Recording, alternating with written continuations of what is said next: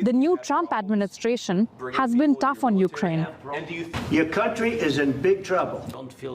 But that has been a shot in the arm for the Ukrainian president. God bless you. God bless. Though Zelensky's trust ratings fell over time after the invasion, they spiked once Trump was elected, especially after February's Oval Office standoff.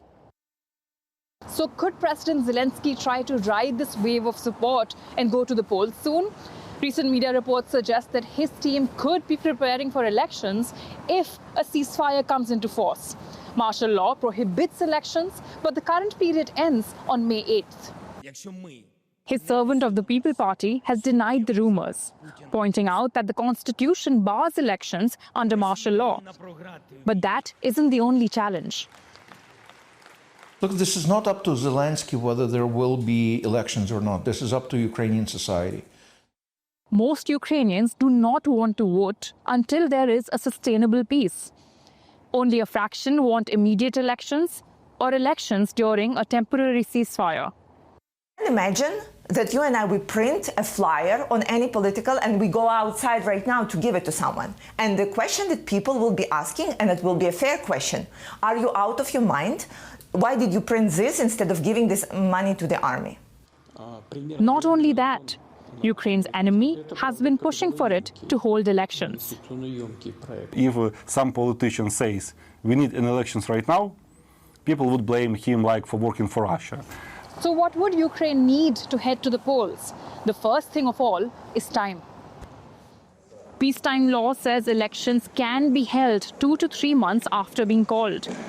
But experts agree new post-war legislation could take up to a year to pass. There are two parallel processes. The first is working on the legislation for the post-war elections, and second will be actually practically executing on it. Another crucial consideration will be safety. Making voting safe enough will be a significant challenge. Ukraine is the most mined place in the world right now. Electoral districts where you will have the booths, you have to make sure that it's demined. The next question, who would get to vote and to stand for election? Millions of Ukrainians are internally displaced, and millions more are refugees in other countries. They will need to register again.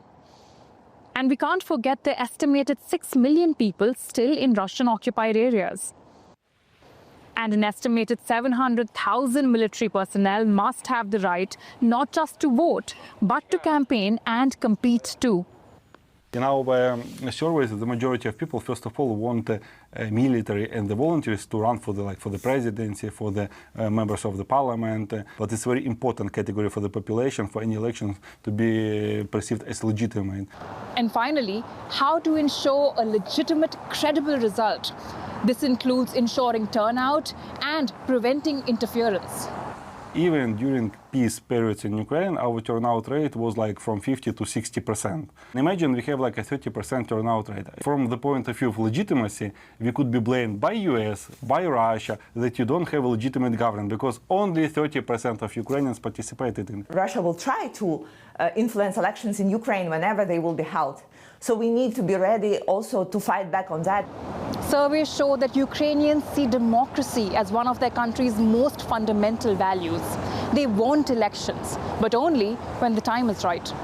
Ukraine doesn't want to hold elections for the sake of elections. Ukraine wants to hold elections for the sake of democracy, for the sake of accountability of the government, for the sake of freedom. We don't need voting if it's not democratic. Well, Orysia Lutsevych is Deputy Director of Chatham House's Russia and Eurasia programme and head of their Ukraine Forum. She joins us from London. Welcome to DW. When do you believe will be the right time for Ukraine to hold elections? What was said in a previous segment was very correct. That Ukrainian people understand that democracy, it's not just elections.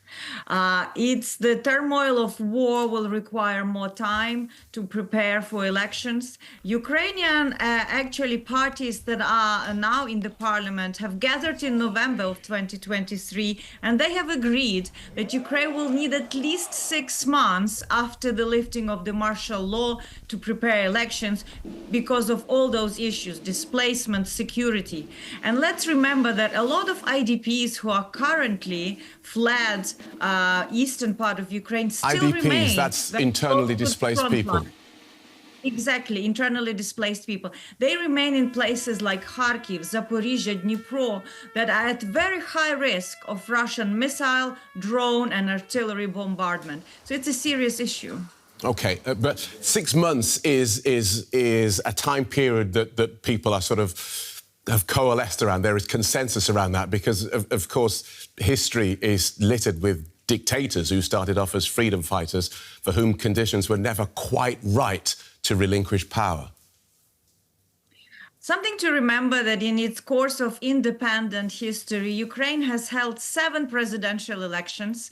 It already has 5 presidents, and only 1 president was re-elected twice.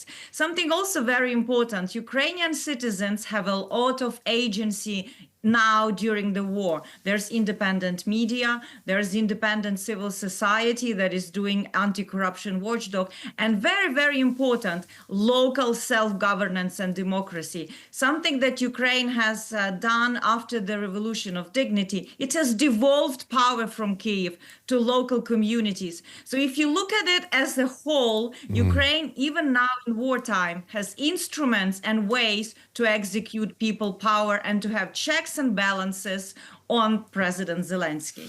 So what do you make of these rumours that the president is actually preparing to hold elections soon? Well, I think it's important to see what it will take for the election day to be successful. I do know, and it has been public, that Central Electoral Commission is calculating the budget of holding Ukrainian presidential election, and it will take roughly $150 million US. So that is a significant expense for a country that is spending 40% of its budget on defending against Russia. And of course, political parties are contemplating who could run, what would be their agenda, because the Ukrainian political landscape will change. The issues that people will want to know answers will change. How will the veterans be supported and reintegrated? How will Ukrainian refugees be brought back from Europe? How can Ukrainian economy deliver a double-digit growth? All of this is something political parties and independent civil society is thinking. And all of these issues will be debated in electoral campaign. And so when Ukraine does get around to holding elections, there are clearly going to be fears that Russia will interfere. What do you think that Russian interference is likely to look like?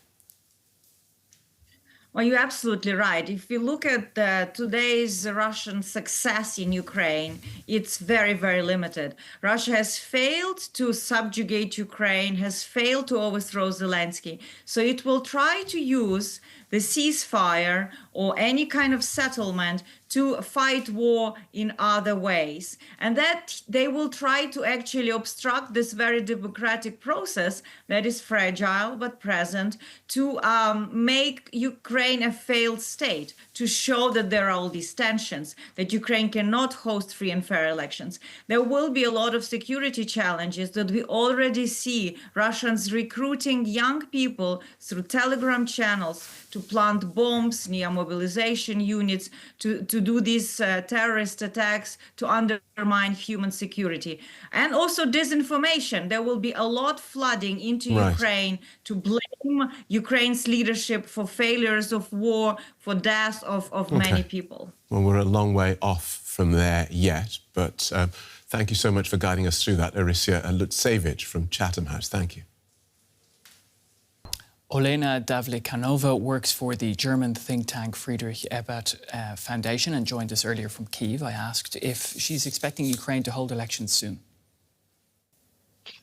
Ukraine will hold elections as soon as it has security guarantees and sustainable peace. Recently, Ukrainian NGOs, especially those who were very famous watchdogs of elections, signed a letter to our international partners explaining the position of Ukrainian civil society, and there were more than 400 signatures under this appeal, that Ukraine will be able to hold elections 6 months after martial law is lifted. And martial law can be lifted only when Ukraine understands that Russia will not attack, as it did a couple of days ago when 9 kids died in Friedrich during the negotiations about ceasefire. All right, so what you're saying there seems to also match what we heard in the report, that many Ukrainians don't want elections until the time is right, essentially when there's peace. But how much is all of this issue being discussed inside Ukraine? This topic was mainly brought by our allies, and it might even come from Kremlin, because Ukrainian society is very clear on its priorities.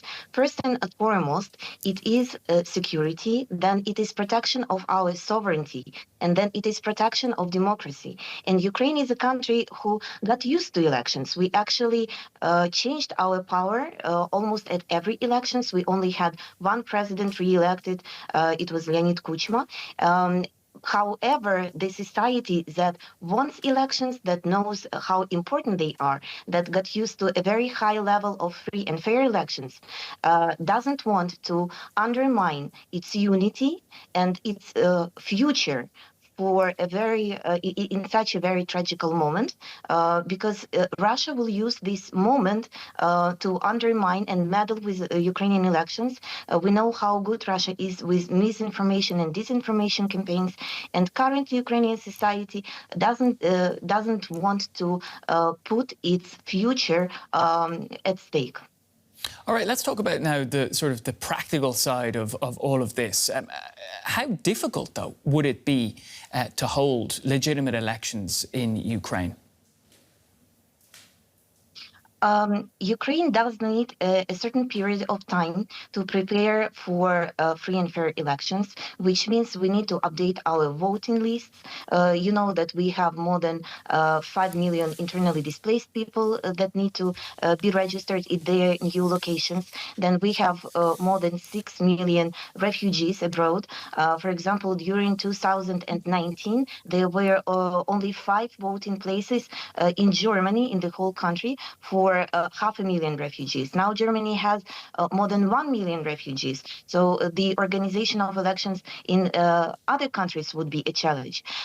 Then the matter of security remains. Ukraine is a very mined country. And moreover, we need to ensure that people who are currently fighting at the front lines, who are securing our future with their lives, that they will be able not only to vote, but that they will be able to run for offices. We are expecting parliamentary elections and local elections, and people need to come back from the front lines. They need time to prepare for campaigning.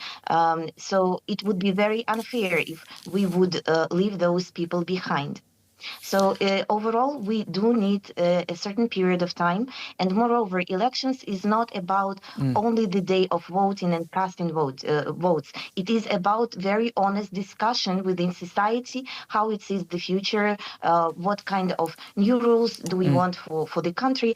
And it, again, needs time and it needs space. All right, we'll have to leave it there. Olena Davlikanova from the think tank Friedrich Ebert Foundation joining us today from Kyiv.